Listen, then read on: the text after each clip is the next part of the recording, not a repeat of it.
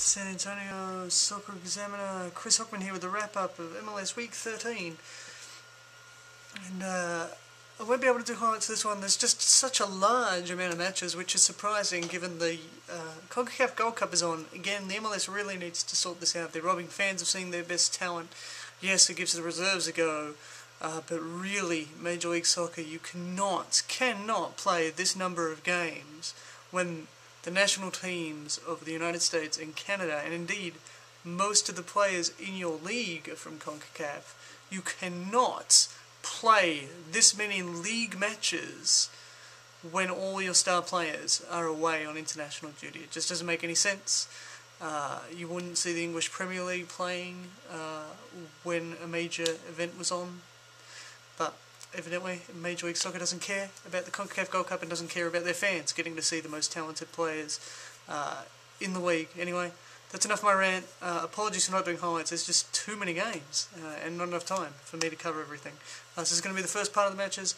Hopefully I might be able to work something out for the second half of the game. So let's get started. Columbus and Real Salt Lake are both teams that have pride in their defences produced a surprising number of goals, as we saw Columbus Crew come from behind to defeat Real Salt Lake. Columbus yet again conceding an early goal, with Alave opening the scoring. Some neat work.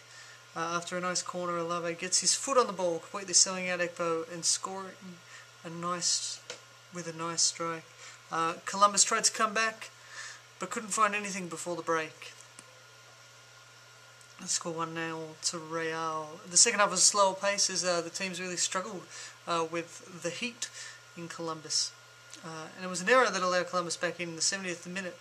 Meram is taken down by Alave, resulting in the penalty. And then there was controversy as Mendoza demanded the football despite Jeff Cunningham being the designated penalty taker for this match, as he would equal the Columbus goal scoring record of 133. Mendoza refused to budge and scored the penalty. The result was that Mendoza was subbed off straight away and received a booing from the crowd. Very rare that you will see a crowd react so angrily to scoring a penalty. But there you have it. Mendoza not making himself popular in Columbus. And the comeback was completed 12 minutes later when Josh Gardner scored his first goal since 2006, his first MLS goal. Shot from distance deflected by Schiller, leaving his keeper with no chance. It was a bit of a surprise win there for Columbus, putting them back in the race. So 18,467 seat Livestrong Park was opened up to a record 19,925 people as they opened their grounds, as the Sporting Kansas City opened their ground. It was impressive stuff from Kansas City, obviously paying homage to their former name, using some wizardry there to squeeze in 1,500 more people. Ultimately, it was a disappointing night, though. Kansas City started the match well and with a better side until disaster struck in the 67th minute.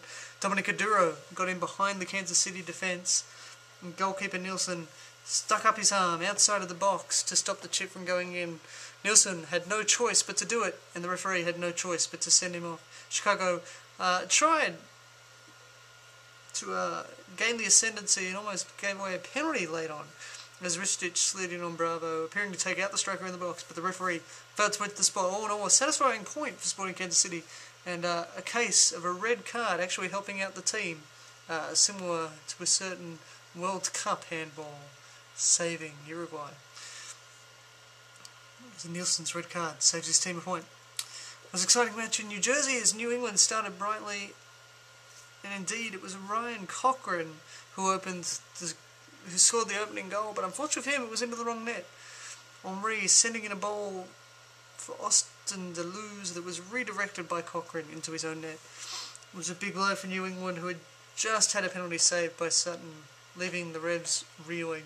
New York doubled their lead just after the break, with Thierry Henry taking advantage of Cochran backpedaling. Cochran caught out, Henry works into the penalty area, cutting back and scoring a second goal. New England woke up after that goal, and they found their goal to get back. Tierney sending the ball into the box. Miller unable to head it. Zach Boggs was able to score a simple tap in. New England had a number of chances to equalise, even putting the ball in the back of the net only to be denied by the offside flag, as New England were probably a little bit unlucky to drop 3 points there. Not a great week for Real Salt Lake as they only managed 1 point from 2 games. Daniel looked to have opened the scoring for Philadelphia only to be flagged offside, but he made amends just 2 minutes later, scoring his first MLS goal with Farfan managing to get the ball from Williams, chipping the ball for Daniel who headed it to the back of the net.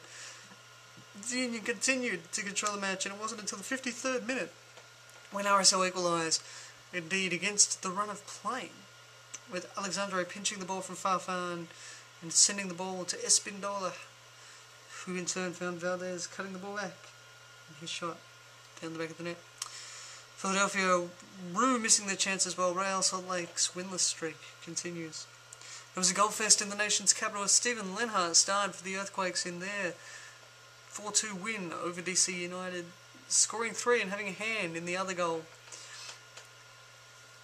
It was a frantic opening as DC United took the lead despite some early San Jose dominance.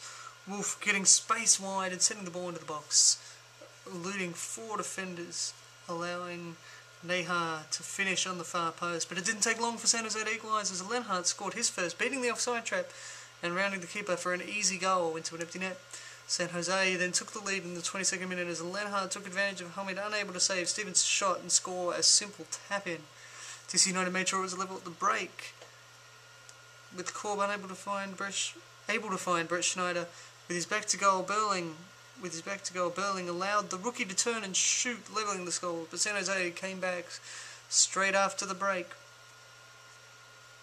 And Dawkins linked up well with Lenhart, allowing Lenhart to set up Dawkins for the third, and San Jose wrapped it all up on the hour mark as Lenhart got his hat-trick, all 3 goals coming into an empty net as Bradeshaw's cross wasn't caught by Hamid, allowing Lenhart a simple tap-in for a 4-2 win for the Earthquakes.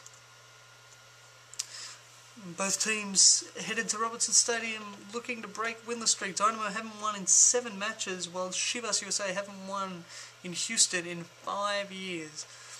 And it was an awkward start for Houston, who thought they'd opened the scoring